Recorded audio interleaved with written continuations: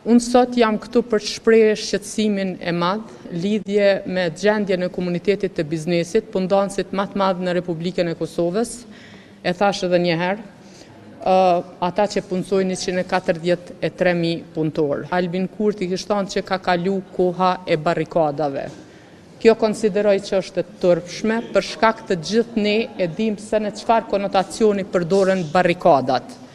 Derisa zoti Kurti nuk e ka thënë as edhe një fjalë të vetme për koston 800 euro të transportit të 1 megavatit të energjisë elektrike që bën kompania e Vuk Hamovicit, për cilin ai, kur ishte në opozit, na edukon të neve, ai sot protestën e komunitetit të biznesit e krahason me barrikadat e vendosura nga lista serbe në periudat të ndryshme dhe në vendet të ndryshme në Kosovë. Dhe kjo është totalisht e papranueshme. Ka shumë mundësi që Albin Kurti me e fitu edhe këtë betejë, sepse beteja e Albin Kurtit nuk është asnjëherë me ndërtu diçka. Beteja e Albin Kurtit është me shkatërru.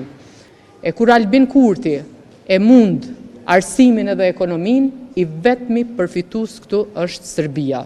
Dhe kjo situatë është totalisht e papranueshme.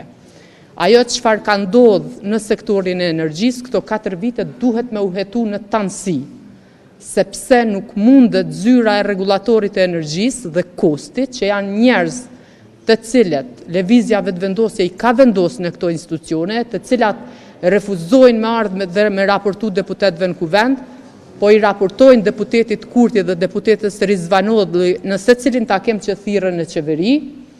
Ata kanë përgjegjësi për gjendjen e krijuar. Ata e kanë leju që transporti 1 megavati orë energji elektrike me kushtu 800 euro.